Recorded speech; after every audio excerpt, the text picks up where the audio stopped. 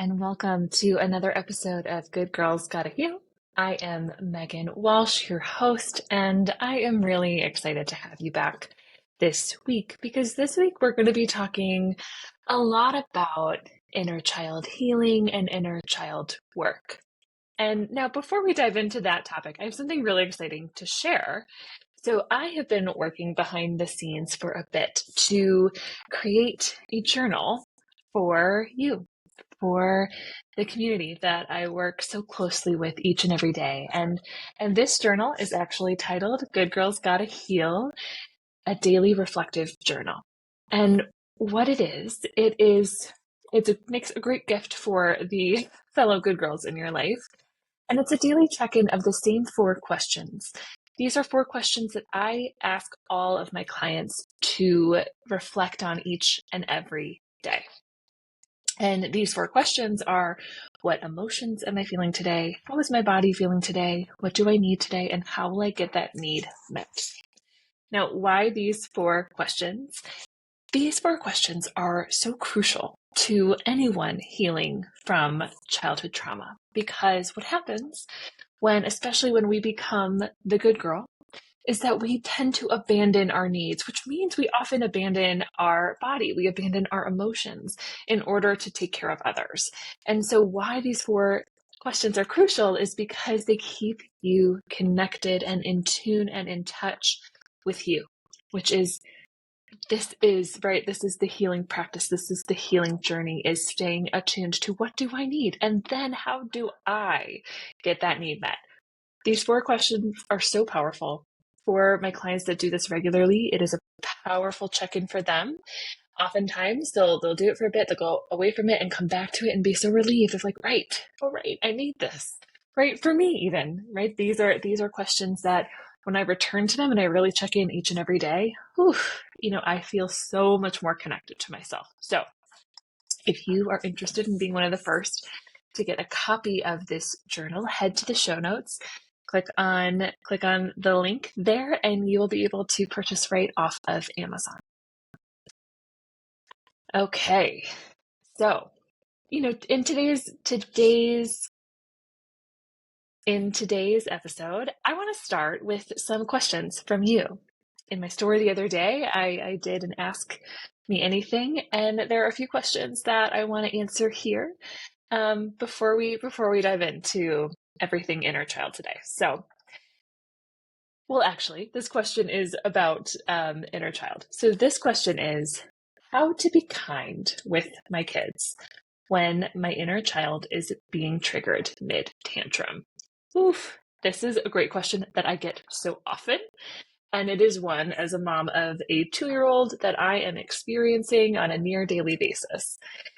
Oh boy, this is a really hard one. My first thought is checking in with what was your inner child's experience when it came to tantrums? Were you allowed to express yourself fully? Or were you someone that had to be good, right? Had to kind of get it together because you may have been met with yelling.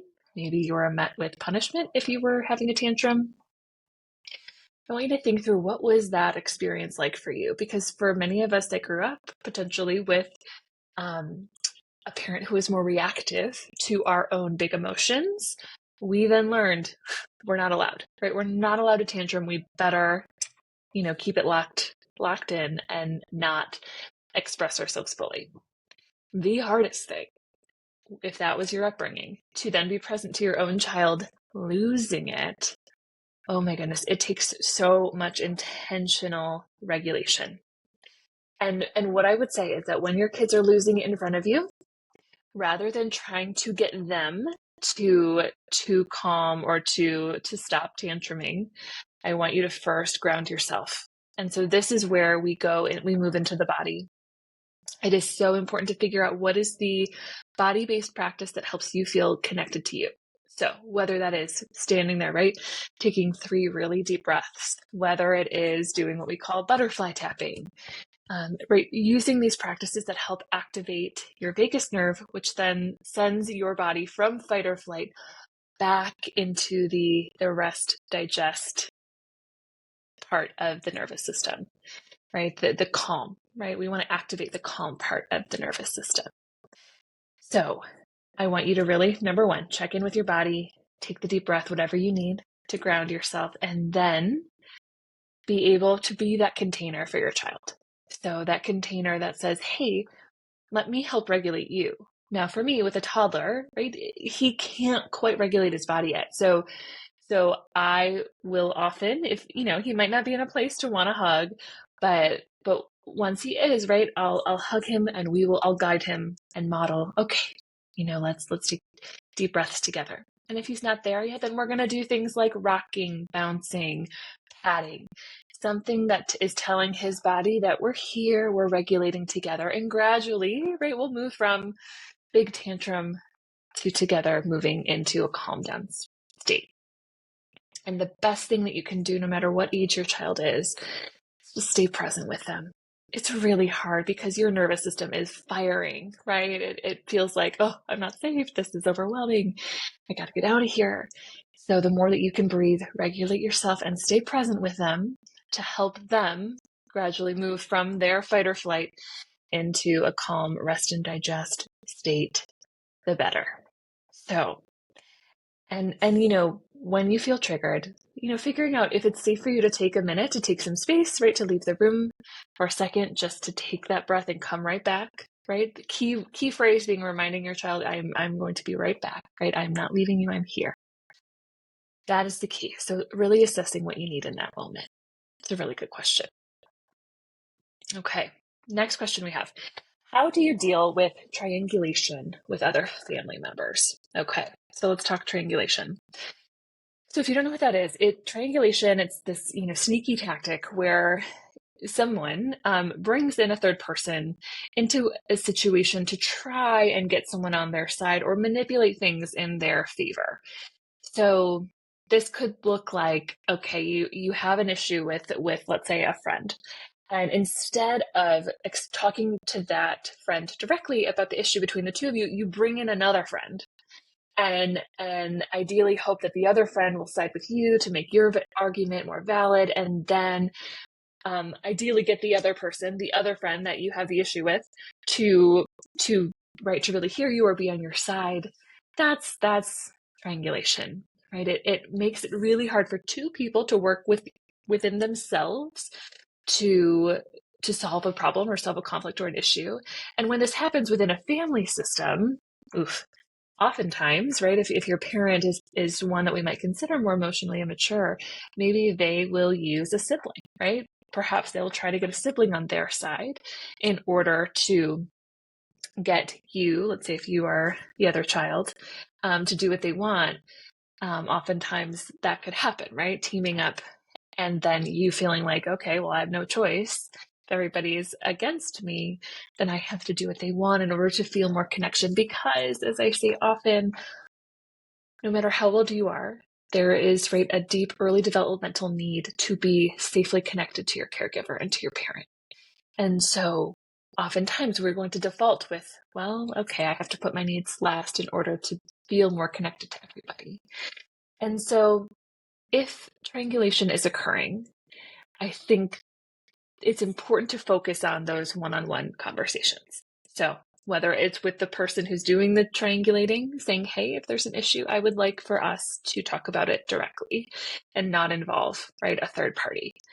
And then if there is a person who has been the third party, right, talking to them directly of, hey, if something is happening between, X person and me, I want to be sure that you are not stepping into that and siding with someone, because it's something we need to work out ourselves. So really focusing on those, right?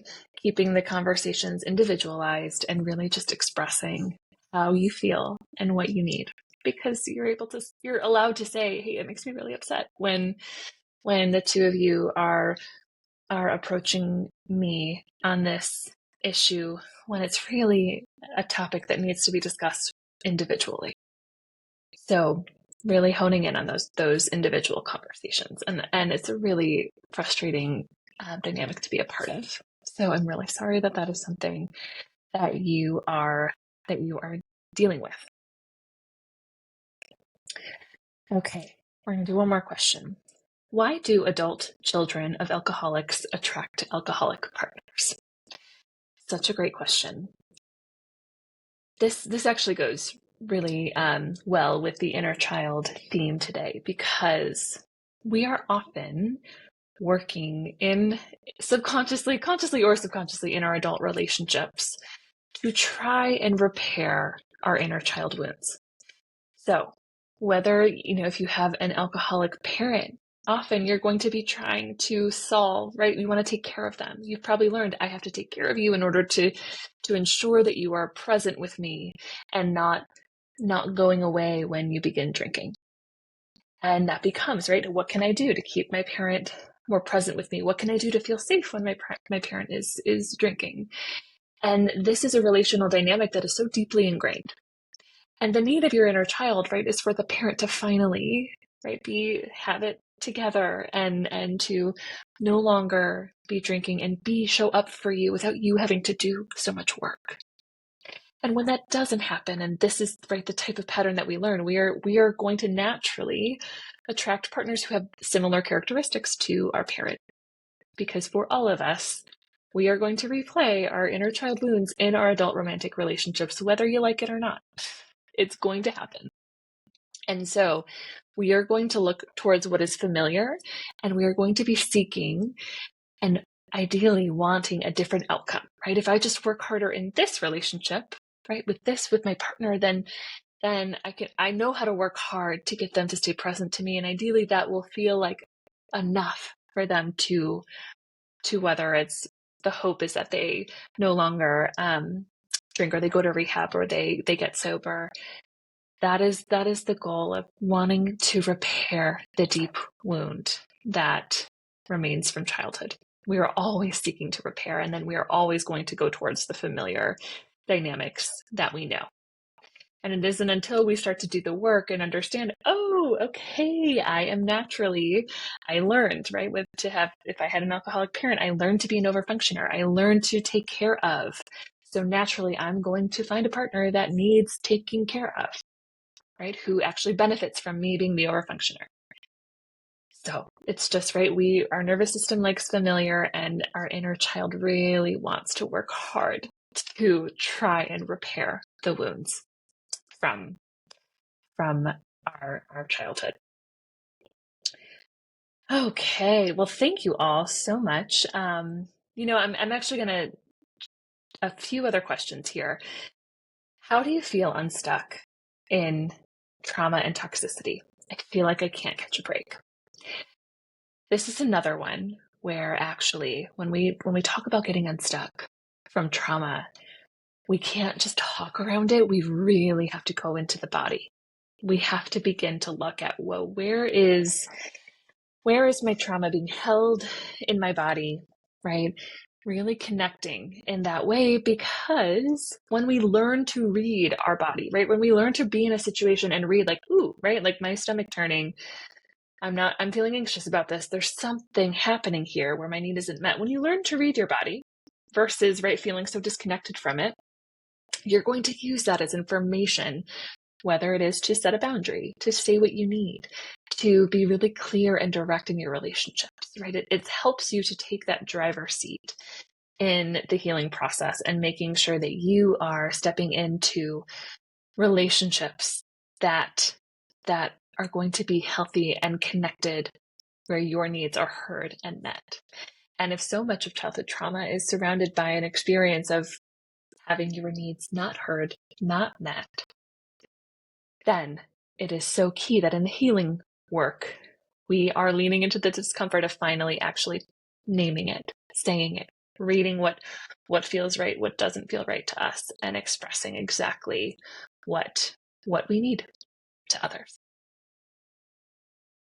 And we will do more episodes on how to talk about how to lean into the body in trauma healing work. And I have a workshop on this that I will link in the show notes as well, if you want to take a look. Okay, so now when we lean into inner child healing, Inner child healing is all about addressing the emotional wounds and the unmet needs from your childhood.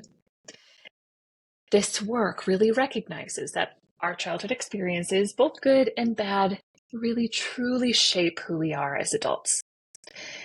So think of it like this. Inside of each of us lives this younger version of ourselves, which we refer to as our inner child.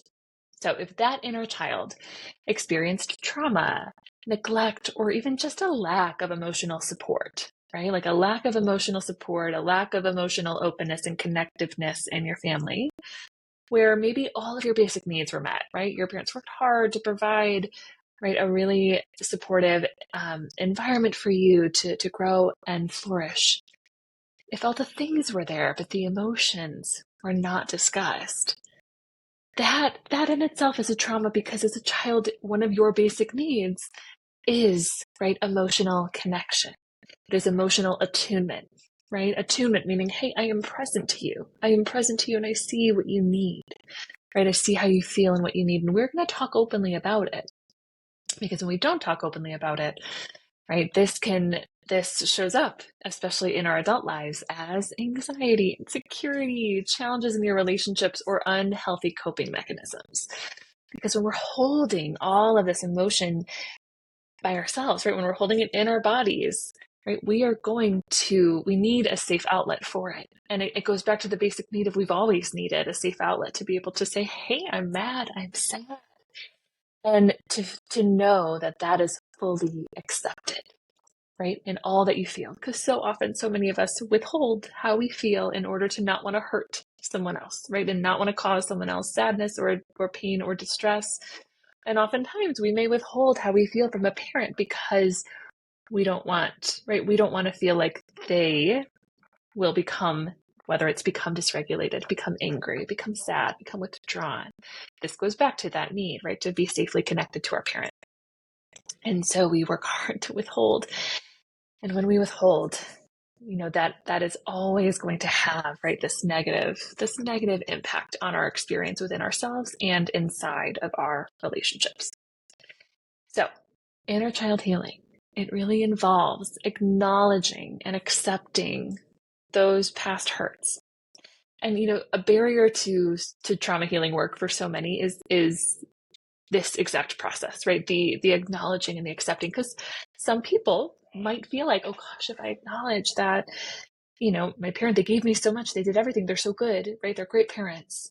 If I acknowledge that there was something that they lacked, right? A lack of emotional attunement or safe emotional space, then all of a sudden it means that they are a bad parent, which is not at all, right? That is so not what we're saying here.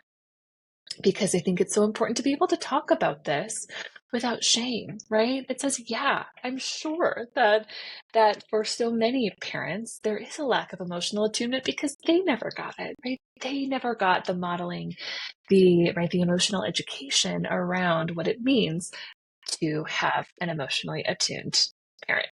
It's so common, right? It's so normal. And what we're doing right now, we're working hard to break that cycle. And it's so important and meaningful to break that cycle. So once we can name it and know, you know what, I'm not a bad daughter. I'm not a bad child for naming this out loud.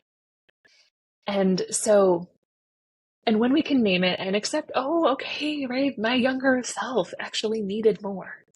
She needed more. It actually gives us permission then to figure out what is it that she needed. How can I work with that material and be with her and understand that, oh, wow, she needed a space to share how she felt, right? I always like to invite clients to think about a time when you were in your room as a child and, sitting there by yourself. What did you need someone else to know? Because I'm sure there were many different times where you needed someone to know how you felt. And just letting yourself reflect on that for a bit, give voice to it, whether you write about it, you journal, or you let yourself kind of, talk directly to that part of you. It's such a key component in the healing process, because healing is just really giving full support and permission to be able to finally express all the things that you've been holding in. And that expressing it without shame, that, yeah, right? younger version of me was totally allowed to feel mad and sad and need someone to come knock on the door and say, hey, let's talk about how you're feeling. Let's talk about, right, what's happening right now in the house, right? Are you noticing this tension? Yeah, me too. I bet that doesn't feel good in your body. Right? All of these kind of things are things that your inner child desperately needed. And it's not too late. It's not too late to do the work. It's not too late to repair some of these past wounds that you've carried with your whole life. Just because the time has passed and you're an adult now doesn't mean that we don't get to revisit and do the repairing work, right? It takes a lot of presence to yourself and permission to lean in to this work and giving yourself that inner validation, that compassion, and that sense of safe emotional security that you didn't get. And so we do this in various techniques, right? We have this, like we just said, right? Communication and talking to your inner child, journaling, writing letters to or from your inner child, exploring these past experiences and feelings. Having a visualization. This is one of my favorite methods to use, of just, right, visualizing being with, right, sitting next to your inner child and speaking with her.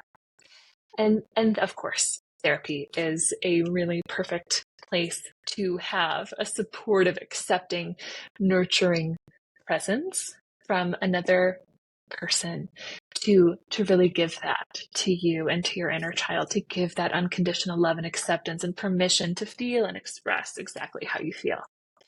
And I'll share in my own process what was always the most impactful for me in my own therapy was when my therapist would give me permission to be angry, because that was one that has always been so hard for me to feel and express, because that is one that my inner child learned, nope, you don't get to express that. You don't even feel that, because someone else owns it. And so the more that, right, my therapist gave me permission of, like, no, I think you're angry there, the more freedom I began to feel, right? More of the tension that released from my body, the more that I learned to accept it, to feel it, and then to express it in my own relationships of, yeah, that made me upset. That made me feel mad, right? That made me feel sad too, because right next door to anger is often always sadness. And so I think it's just important to have that mirror to reflect what and hold safe space for all that you're really feeling. And if this is something that resonates with you, if this is something that you are looking to begin to connect with and lean into, I am really excited to offer an opportunity for that. Next week, I'm hosting a Nurturing Your Inner Child workshop, where it's going to be very experiential in nature, meaning that I'm going to guide you through various exercises to actively connect with your inner child, to be present with her, to really check in with what it is that she needs, what it is that you need, really give that safe space to begin to do this work of checking in with what she needs. And around the holidays, especially, our inner child is probably more present than at other times of the year, because, right, the holidays are such a time connected to childhood, right? And to our experience of this time of the year. That is supposed to be one of wonder and excitement and connection for children, and that may or may not have been the case for their inner child. And so we want to be present. We want to give some presence and time and attention to her. So if this is something you would love to join me for, we're going to link that in the show notes as well. And if you can't make it live, the recording will be available to you almost immediately afterwards. So you can do this work at your own pace. But for now, I would love for you to just really begin to sit with, what does your inner child need to tell you today? Just sit with that for a second. Reflect on it. Write it down. Hold on to it however you need to. And really just begin to check in with her. So with that, wishing you a wonderful Wednesday, and looking forward to connecting with those of you who will be joining me next week for the workshop. And yeah, be extra gentle with yourselves as we move forward through the rest of the week. We'll see you back here next Wednesday.